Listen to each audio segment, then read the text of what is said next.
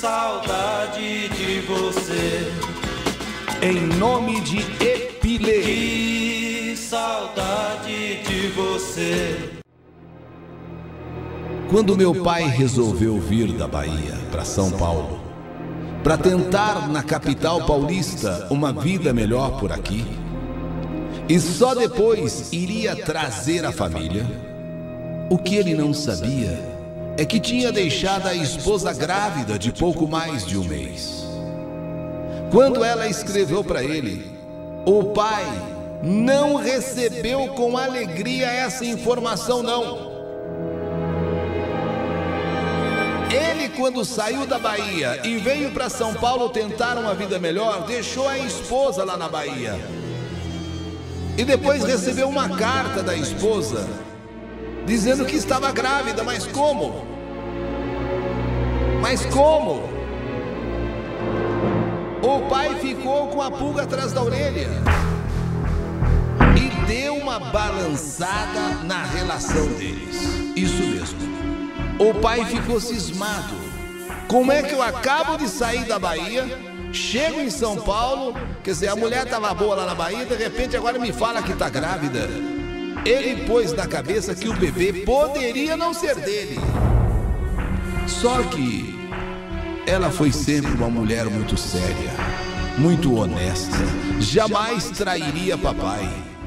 Mas assim mesmo ficou aquela confusão na cabeça dele. Mas nem por isso o casamento acabou. O casamento, ele ficou abalado, ele balançou, mas não acabou. Porém, quando meu irmão nasceu, o pai não fez festa nenhuma. Para ser bem franca, ele nem ligava para o menino. Apesar de tudo, a cisma persistia.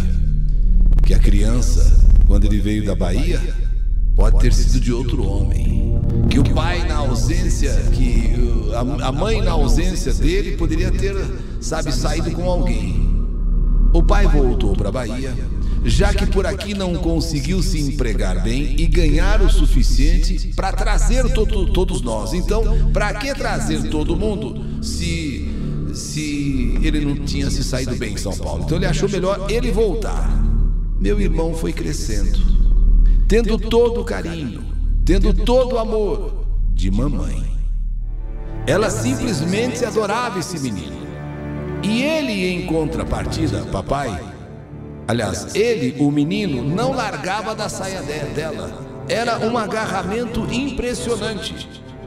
Na medida em que ele foi crescendo, ele reclamava para a mãe que percebia que o pai não ligava para ele. O pai fazia de tudo pelos outros, mas para ele era só desprezo. Quer dizer, o pai nunca teve nem aí para esse filho. Mamãe, então, anos depois, quando este meu irmão já entendia as coisas, contou o porquê do pai tratá-lo com aquela indiferença. Contou para ele o porquê, ou seja, achava que esse filho pudesse ser de um outro homem, por uma traição dela, mamãe, para com ele. Coisa que mamãe jurava ser mentira, era coisa da cabeça do seu pai. Porque quando ele foi para São Paulo, a mamãe não sabia que estava grávida. Aí quando ele já estava em São Paulo, que eu descobri que estava grávida. E ele acha que esse filho, achou que você não é filho dele. Em razão disso, sem ter culpa de nada, ele passou a te tratar assim. Então entenda, porque teu pai está errado. Teu pai apenas ele acha que você não é filho dele. Infelizmente, esse menino se tornou um jovem triste, sem ambição para nada. Não ajudava mais em casa. Tinha épocas que ele sumia, eu ia atrás à sua procura. Meu pai também, apesar da cisma, que meu irmão poderia não ser filho dele, ficava com dó e ia procurá-lo também. Ia assim meio empurrado, mas ia. No ano de 97, eu deixei a Bahia e vim morar aqui em São Paulo, onde me encontro até hoje. E foi em dezembro de 2007, ou seja, 10 anos depois que eu estava em São Paulo, eu recebi uma ligação da Bahia informando que papai estava internado. E o estado de papai não era bom, que ele iria ser operado. Eu fiquei triste, mas não tive naquele momento oportunidade, condições para ir lá. Então me restava apenas esperar por notícias e orar e rezar, porque eu não tinha condições de ir para a Bahia. Finalzinho de dezembro de 2007, soube então que papai havia sido operado do intestino.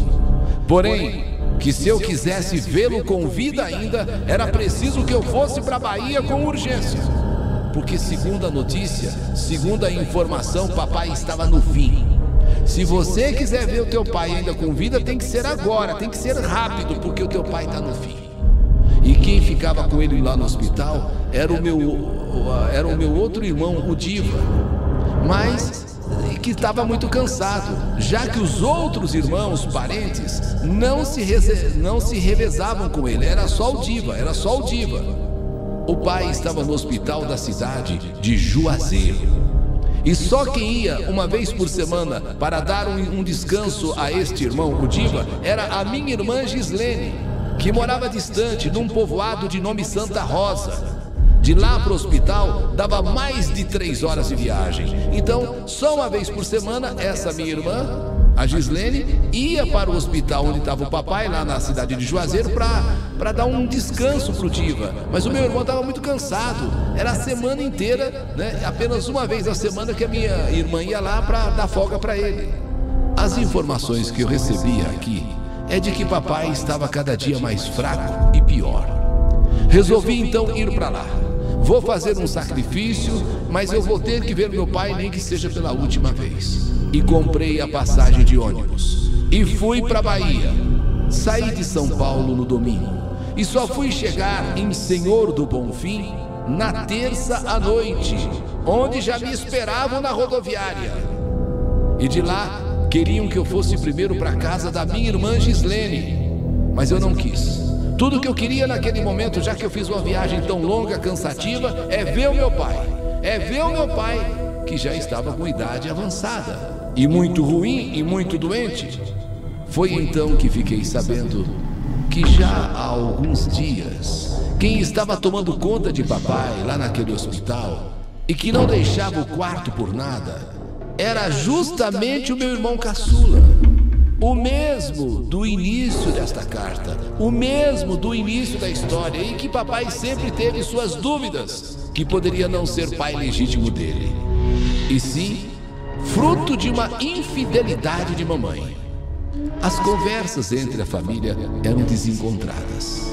Uns diziam que este irmão caçula, o Denilson, foi ficar com o pai forçado por pressão dos outros irmãos.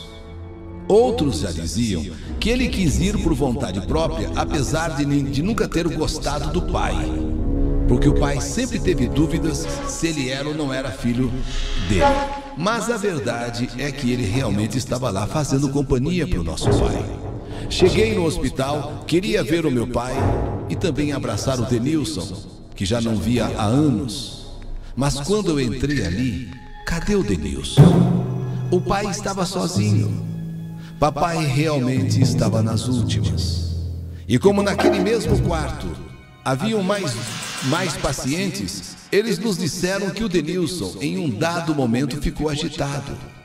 Que esse meu irmão caçula, que estava lá com meu pai nos últimos dias direto, ficou nervoso. E os enfermeiros, vendo aquilo, tiraram ele de lá. E ele desceu pela escada mesmo e ganhou a rua e sumiu. A verdade é que na hora que cheguei, o pai já estava muito ruim. E nem deu tempo de abraçá-lo, falar alguma coisa com ele, porque foi assim que cheguei, como se ele estivesse me esperando. Não deu nem tempo de falar, pai, eu estou aqui. Foi assim que eu cheguei, ele deu o último suspiro. Quer dizer, ele esperou eu vir de São Paulo, ele esperou eu viajar quase 2 dias ou mais de 2 dias para entrar em óbito. Eu chorei muito, corri tanto para chegar em tempo. Porém, eu não pude nem pedir a bênção dele. Foram meus irmãos que providenciaram o sepultamento. E as horas que foram passando, e nada daquele meu irmão caçula, o Denilson, aparecer de volta. Papai foi sepultado naquele mesmo dia do povoado ali de Santa Rosa. E já não bastasse a tristeza de enterrar o nosso pai, a preocupação com o desaparecimento do meu irmão, que misteriosamente, ele que estava nos últimos dias com o papai, ele que fez questão de ficar com o papai, muito embora alguns tenham dito, mas foram os seus irmãos que forçaram ele. Não, ele ficou ali porque ele queria ficar nesses últimos dias de papai. Só que no último dia mesmo ele sumiu, desapareceu. Nesse dia que eu cheguei lá, ele disseram que ele ficou nervoso, deu um negócio nele lá, ficou irritado, ficou estressado, aí pediram para ele sair e sumiu. Então agora, com o enterro de papai, com a morte de papai, com o enterro de papai, e ele não apareceu mais, ele sumiu, a preocupação com o desaparecimento dele. Onde Denilson teria ido?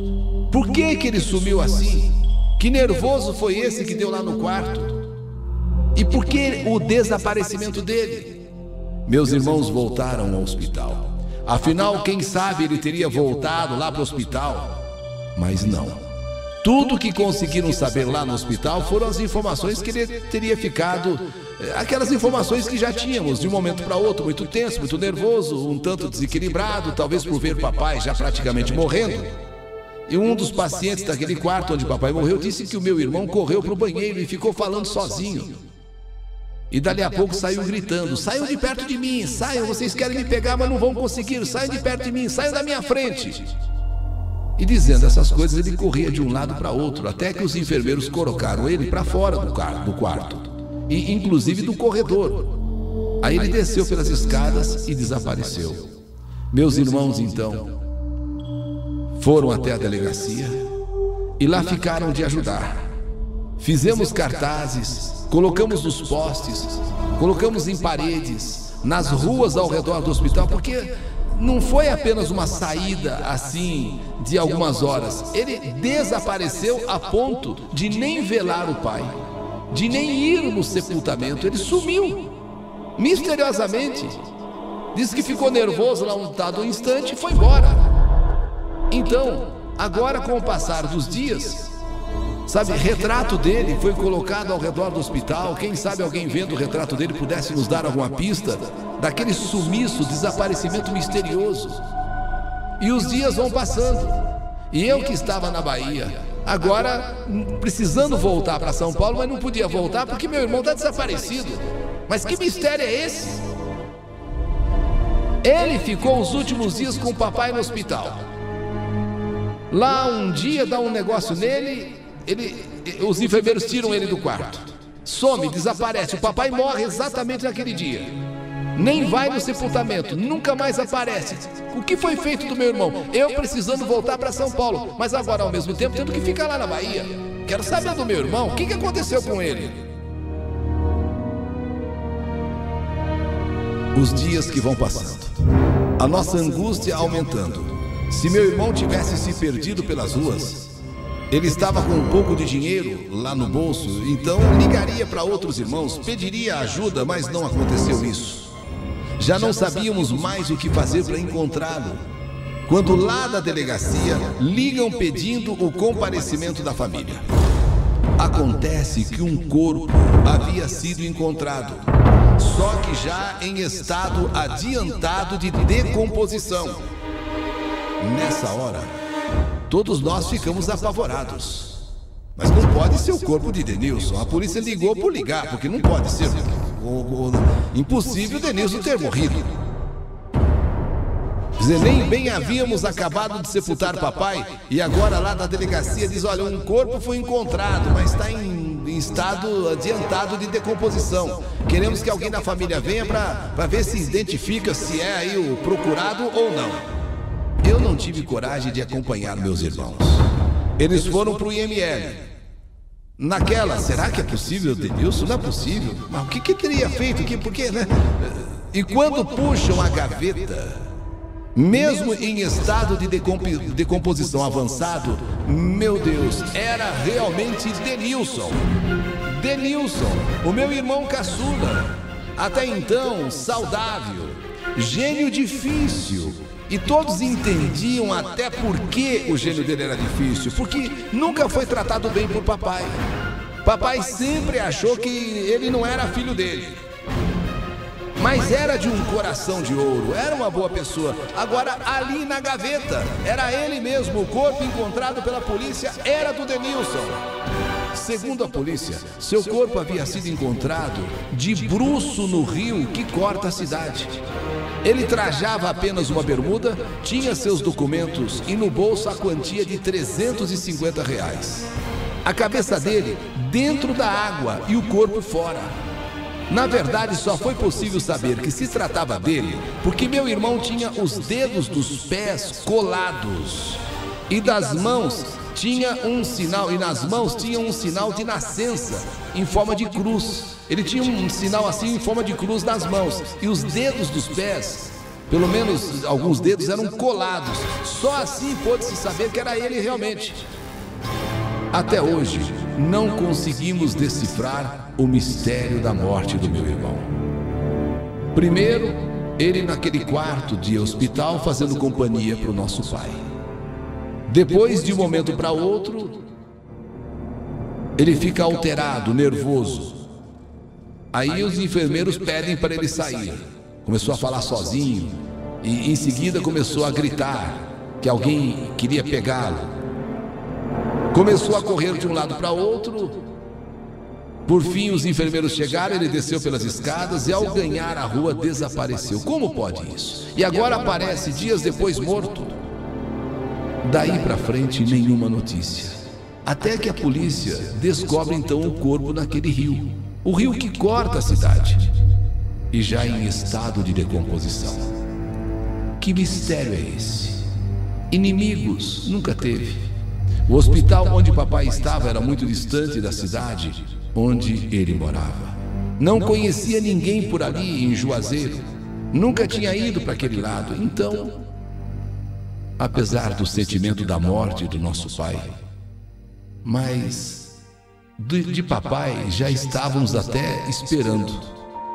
Tanto que eu fui de São Paulo para Bahia, já na certeza de que seria a última vez que eu via meu pai. Então nós já estávamos meio que preparados.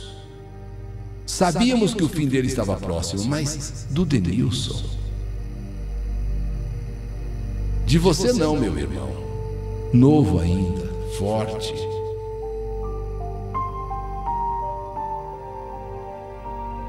De papai a gente até se conforma, mas seu não.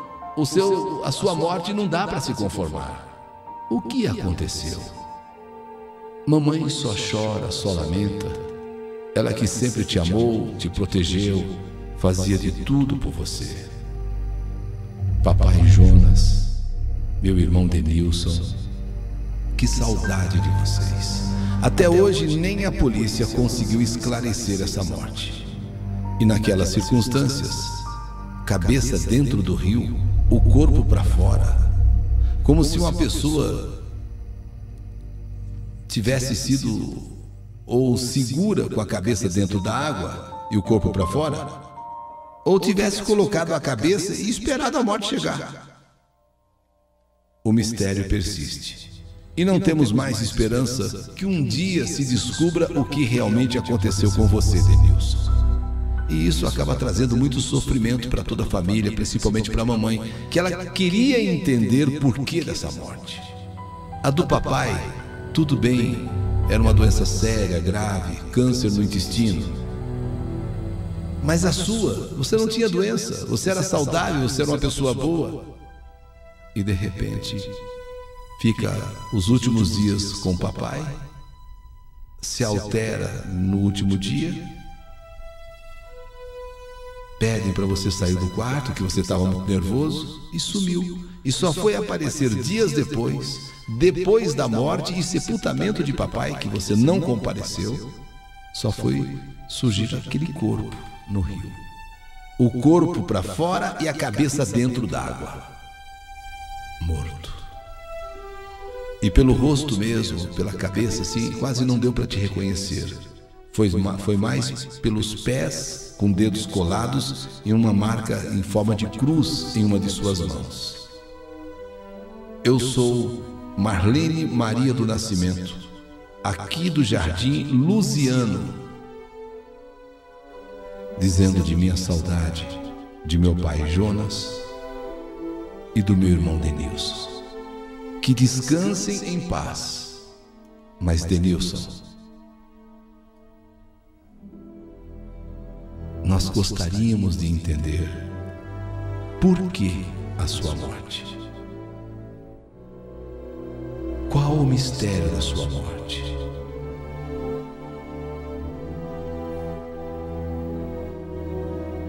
Sentimos as duas mortes igualmente, a de papai e a sua, mas a sua envolvida nesse mistério. Por que ficou nervoso? Por que saiu do quarto a pedido dos enfermeiros e desapareceu? E só dias depois, encontrado o seu corpo, já em estado de decomposição. Que saudade de você!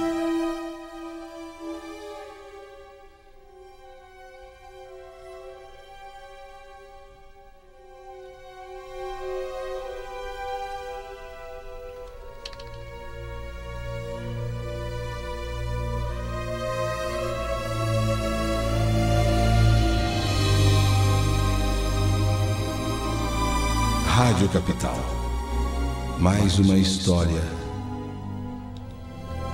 que a vida escreveu. Estaria ele vendo o pai morrendo?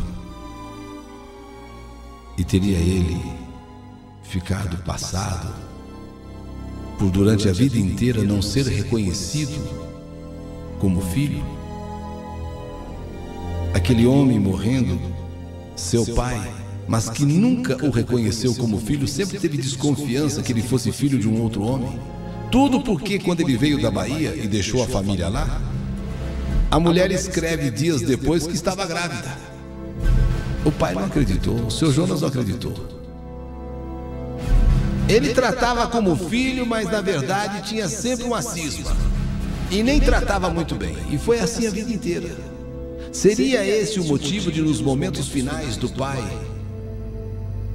alguma coisa mexendo com a cabeça dele, por nunca ter sido reconhecido como filho?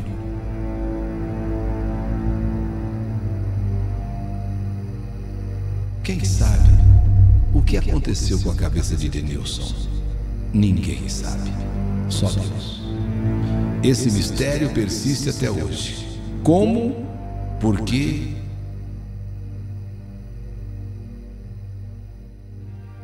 Ele se matou? Jogaram ele na água?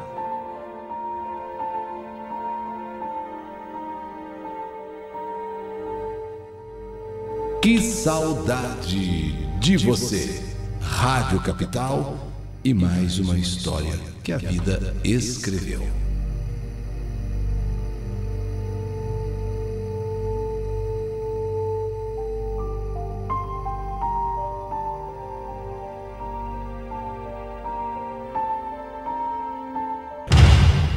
A emoção do povo. Programa Eli Correa.